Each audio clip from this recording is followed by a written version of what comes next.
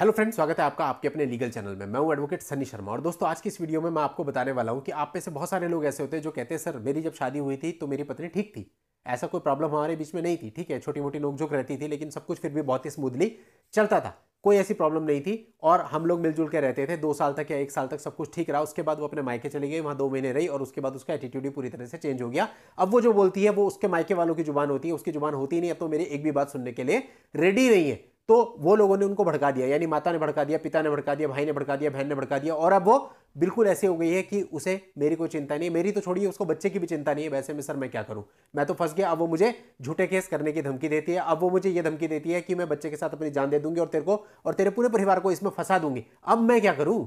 तो दोस्तों अगर आपके साथ भी ऐसी परिस्थिति है, आपके साथ भी यही सब चल रहा है, तो मैं बताऊंगा आज के इस वीडियो में कि आपको क्या करना है। और फटाफट वीडियो को लाइक कर दीजिए और चैनल को सब्सक्राइब करके नोटिफिकेशन बेल पर क्लिक कर लीजिए। देखिए दोस्तों, आपको ये तो पता ही होता है कि आपकी पत्नी को भड़काने वाला कौन है।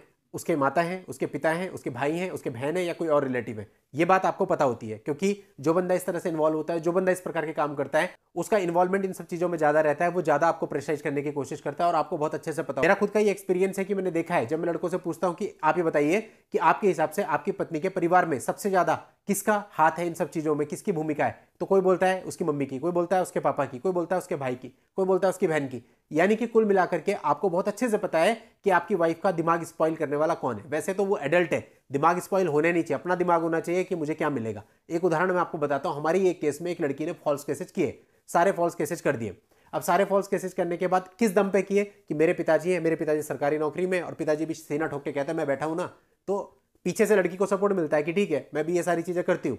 ये सारी चीजें करने के बाद कुछ समय हो गया, मेंटेनेंस बंद गया, लेकिन लड़के ने अभी तक कोई मेंटेनेंस नहीं दिया है। 1 साल से ज्यादा हो गया लगभग मेंटेनेंस बंधे हुए, लेकिन अभी तक लड़के ने कोई भी मेंटेनेंस नहीं दिया। तो लड़की तो परेशान हो रही है। सेकंडली, लड़की के जो फादर थे अनफॉर्चुनेटली उनकी डेथ हो गई। अब ऐसे में लड़की बिल्कुल अकेली हो गई। अब आप सोचिए, वो शादी के बाद केवल कुछ ही महीने अपने पति के साथ रही और उसने ये सारे केसेज कर दिए। अब बताइए लड़की के लिए भी प्रॉब्लम हो गई। लड़की कहां जाएगी और लड़का भी क्यों रखेगा? क्योंकि जब उसने उसके बारे में नहीं सोचा, उसके परिवार के बारे में नहीं सोचा, उसके मम्मी पापा बहुत बीमार हैं, उसके बाद भी उनका नाम इन्वॉल्व कर दिया, वो कोर्ट में आके खड़े रहे, उनको बेल लेनी पड़ी, तो अब वो भी क्यों सोचेगा? वो भी कहेगा ठीक है अब करो जैसे भी करना है। 3 केसेस का बर्डन तो वही है जो लड़की ने किए हुए, 2 केसेस का बर्डन वो है जो लड़के ने लड़की पे किए हुए हैं, यानी 5 केसेस हो गए। अब 5 केसेस लड़की कैसे चलाएगी विदाउट एनी मेंटेनेंस?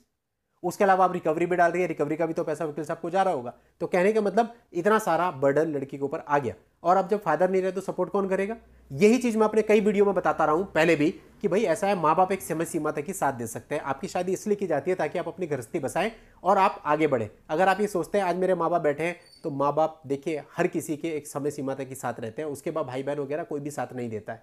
दोनों पार्टी की जिंदगी खराब हो जाती है। तो इसलिए लड़कियों को ऐसा करना नहीं चाहिए और अपना दिमाग लगाना चाहिए, किसी के भड़कावे में नहीं आना चाहिए। खुद सोचना चाहिए कि हमारी जिंदगी, हमारी लाइफ हो, स्पॉइल ना हो, दुनिया हम पे हंसे ना। तो आपको क्या लगता है कि अगर आप फॉल्स केसेस कर देती हो तो आपकी समाज में बहुत इज्जत होती है? नहीं, मुंह के ऊपर कोई नहीं बोलता, लेकिन पीठ के पीछे सब कहते हैं कि इसका देखो वहां पे ऐसे ऐसे केस चल रहा है। तो लड़की की भी उसमें कोई इज्जत नहीं है। लड़की की इज्जत उसी में अगर उसकी शादी हो गई तो सही तरीके से अपना घर बसाए। कोई प्रॉब्लम है तो उस प्रॉब्लम को बैठ के सॉर्ट आउट किया जाए, ना कि उसे कोर्ट कचहरी और थानों में लेकर के आया जाए। वुमन एम्पावरमेंट के नाम पे जो बहुत ज्यादा लड़कियां मोटिवेट हो रही है और छोटी छोटी बातों को लेकर के थानों में पहुंच जाती हैं, ये पूरे तरीके से गलत है। पहले के टाइम में आप देखिए, आपके माँ बाप के टाइम पे क्या किसी के डाइवोर्स हुआ करते थे? डाइवोर्स का नाम सुन के लोगों को शर्म आती थी, लेकिन आज किसी को कोई शर्म नहीं है। आज फैमिली कोर्ट में केसेस भरे पड़े हैं और भरी कोर्ट में ऐसे ऐसे इल्जाम एक दूसरे पे लगाते हैं कि लोग इधर उधर वाले हंस रहे होते हैं, लेकिन लगाने वालों को कोई फर्क नहीं पड़ता। तो आप सोचिए कि किस तरह से तमाशा आप लोगों का बन रहा है। तो इस पूरे चक्कर में लड़के का जीवन तो खराब हो ही रहा है, लेकिन ऐसा नहीं है कि लड़की भी बहुत सुखी है। लड़की भी परेशान है, क्योंकि लड़की अपने घर पे जहां पे रह रही है उसको भी कई सारी प्रॉब्लम फेस करनी पड़ती है। शुरू शुरू में तो सब सपोर्ट करते हैं, लेकिन जब ज्यादा टाइम हो जाता है तो वो लोग भी आपको ताने देने लगते हैं। तो इसलिए ये चीजें बिल्कुल भी ठीक नहीं है। आपका अपना घर वो आपका होता है। आपका पति है ना, उसका जो कुछ भी है वो सभी आपका है और आपके बच्चों का है। मेंटेनेंस एलिमनी के नाम पे आपको क्या मिल जाएगा? कुछ भी नहीं। लेकिन एक्चुअल में जो आपके पति का है वो सभी कुछ आपका है। आप लोग प्यार से रहेंगे साथ में तो आपको किसी भी चीज को मांगने की जरूरत नहीं है। आपका तो हक है पूरे पे। बहुत सारे मामले मैंने देखे जहां पति की बहुत अच्छी प्रोफाइल है, कोई ऐब नहीं है, स्मार्ट है, उसके बाद भी जो है ये सारी चीजें हो रही है। तो फिर आपको जीवन से चाहिए क्या? क्या एक्सपेक्ट करते हो? फिर जो आप एक्सपेक्ट करते हो आपको खुशी कभी नहीं मिल सकती। खुशी आपके अपने हाथों में होती है कि आप खुशी को लेना जानते हैं या नहीं जानते। फिर अगर आप इस तरह से भी खुश नहीं है तो फिर आप किसी भी तरह से खुश नहीं रह सकते। जो मर्जी वो ट्राई कर लो जीवन में। तो हमें कहीं ना कहीं अपनी मेंटेलिटी बदलनी पड़ेगी। और जो मोबाइल वाला युग आ गया है ना, ये हम गंदी चीज़ों में फंस रहे हैं मोबाइल की वजह से, और इस वजह से अपने रिश्ते खराब कर रहे हैं। इन सब चीज़ों को ठीक करने की आवश्यकता है, और उन सारी लड़कियों को समझने की आवश्यकता है जो इस प्रकार से छोटी छोटी चीज़ों में, केसेज में जा रही है। मैं ये नहीं कहता कि हर मामले में लड़की गलत होती है, बहुत से मामलों में लड़के भी गलत होते हैं, लेकिन उसका भी मूल कारण यही मोबाइल है। वो भी मोबाइल की वजह से ही गलत रास्तों पर पड़ रहे हैं। तो ये जो मोबाइल है, इस आदत को छोड़िए, ये एक बहुत बुरी लत है।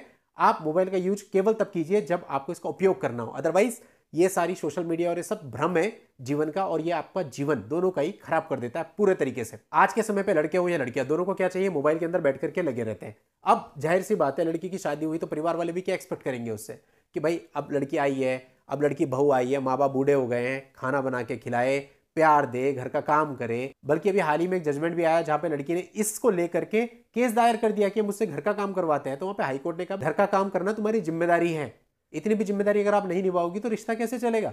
लेकिन आजकल क्या है, मोबाइल से बाहर नहीं आना, पूरे दिन मोबाइल में बैठे रहना, पति को बोलना खाना बाहर से मंगा ले। ये रोज थोड़ी ना पॉसिबल होता है।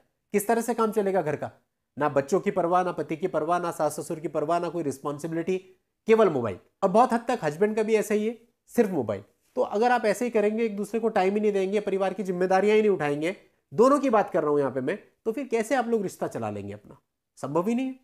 तो फिर तो बस इसी तरह से रोना पड़ेगा और कोर्ट कचहरियों के चक्कर काटने पड़ेंगे। वो तो फिर यह है कि इस चक्कर से आप बाहर आओगे, डाइवोर्स लोगे, दोबारा शादी करोगे, तब भी यही प्रॉब्लम आएंगी। क्योंकि प्रॉब्लम शादी नहीं है, प्रॉब्लम आपका एटीट्यूड है। आपका एटीट्यूड गड़बड़ हो चुका है, आपका एटीट्यूड खराब हो चुका है। उस एटीट्यूड को सुधारने की आवश्यकता है। वो तो हम समझते नहीं कि प्रॉब्लम हम में। ये वाली बात हो जाती है, नाचना जाने आंगन टेढ़ा। नाचना आपको नहीं आता, आप कह रहे हो जी तो जमीन ही टेढ़ी है। आप जमीन को सीधा करने के चक्कर में मत पड़ो, पहले खुद नाचना सीखो। यानी दूसरे को पॉइंट आउट करने की जगह आप देखिए कि हम में क्या गलतियां हैं, और उन गलतियों को अगर आप सॉर्ट आउट करोगे तभी चीजें ठीक हो पाएंगी, अदरवाइज ठीक नहीं हो सकती।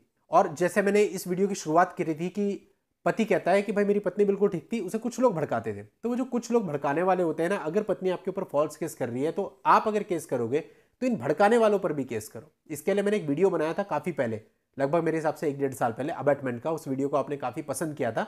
वो वीडियो ही यही था कि जो जो लोग भड़काते हैं इनके खिलाफ भी आप एक पर्टिकुलर सेक्शन के अंदर इन पे मुकदमा दर्ज करा सकते हैं। इस वीडियो के एंड में, एंड स्क्रीन पर मैं उस वीडियो को लगा भी दूंगा, वहां जाके उसकी पूरी जानकारी भी ले सकते हैं।